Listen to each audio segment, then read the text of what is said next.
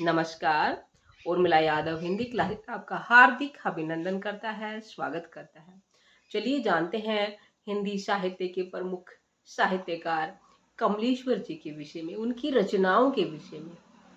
कमलेश्वर जी, इनका जन्म जनवरी सन 1932 में हुआ था और इस महान विभूति की वर्ष 2007 में इनकी मृत्यु हो गई, इनका स्वर्गवास हो गया। इस महान विभूति को हमने खो दिया।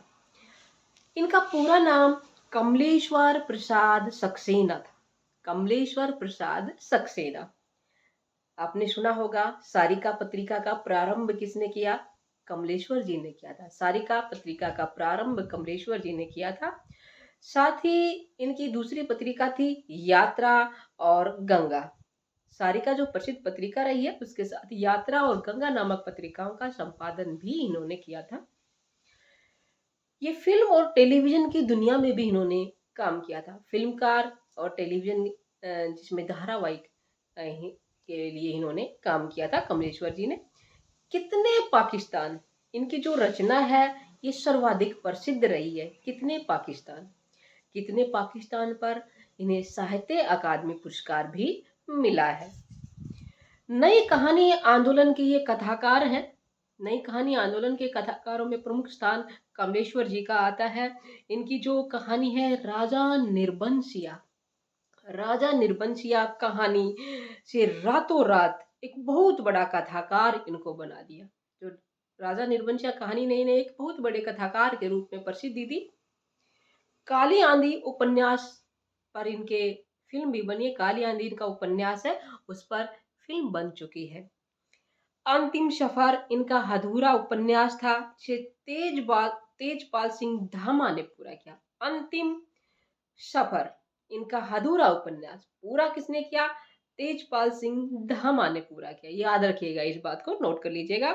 तलाश एक टूटी हुई नारी की कहानी है। तलाश कहानी कमलेश्वर जी की है, जो एक टूटी हुई नारी की दशा को बताती है। उसके बाद आती है इनके जो दूसरे उपन्यास हैं, दूसरी रचनाएं हैं, उनको भी हम जान लेते हैं, जिनमें है एक सड़क 57 गलियां। ये इनका उपन्यास है। लौटे हुए मुसाफिर, डाक बंगला, समुद्र में खोया हुआ आदमी, तीसरा आदमी, काली आंधी जिस पे मैंने बताया था फिल्म बन चुकी है। जो रचनाओं के नाम बता रही हूँ उनको आप नोट कर सकते हैं। वही बात, सुबह दोपहर शाम और रेगिस्तान। कितने पाकिस्तान, जिस पर इन्हें साहित्य अकादमी पुरस्कार मिला था इस उपन्यास पर इन्हें। अंतिम सफर, ये अपूर्ण उपन्यास, इसके बारे में हमारी बातें हो चुकी है, जिसे तेजपाल सिंह धामा ने पूरा किया था।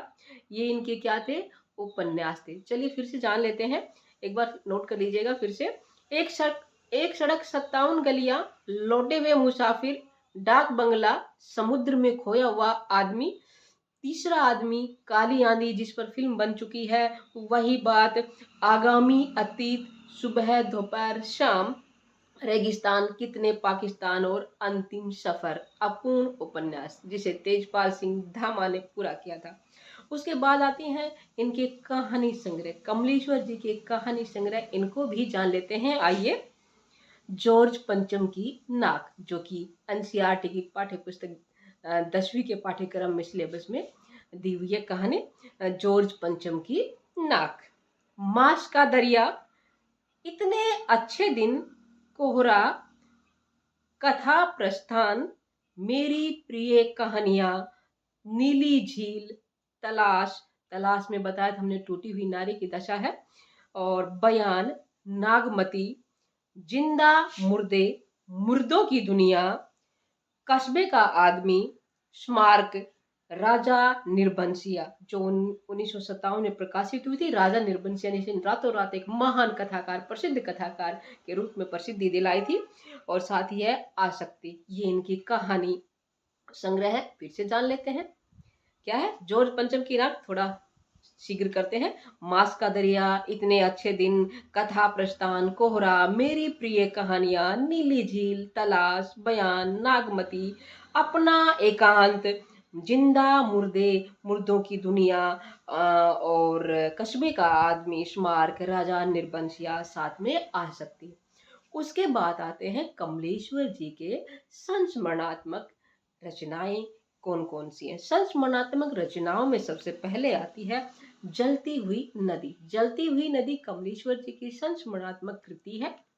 उसके बाद है जो मैंने दिया, ये भी इन्हीं की संस्मरणात्मक कृति है, रचना है। फिर है यादों के चिराग। यादों के चिराग भी संस्मरणात्मक रचना है। फिर आते हैं कमलेश्वर जी के नाटक। अधूरी आवाज, ये कमलेश्वर जी का नाटक है अधूरी आवाज। रेत पर लिखे नाम, ये भी इनका नाटक है। और हिंदोस्ता हमारा, कमलेश्वर जी का नाटक है। 3 नाटक है, अधूरी आवाज, रेत पर लिखे नाम और हिंदोस्ता हमारा, ये इनके नाटक है। तो हमने जाना कमलेश्वर जी का जीवन परिचय, उनकी कुछ महत्वपूर्ण बातें। कमलेश्वर प्रसाद सक्सेना वास्तविक नाम था। उनकी उपन्यास, उनकी कहानियाँ, उनके संस्मरण, उनके नाटक। उम्मीद करती हूँ आपने बहुत अच्छे से समझा होगा और सहयोग करेंगे मुझे लाइक शेयर एंड सब्सक्राइब करके। फिर मिलते हैं अगली कड़ी में अगले साहित्यकार के साथ। तब तक बने रहिएगा उर्मिला यादव हिंदी क्लासेज पर। आपका दिन शुभ हो।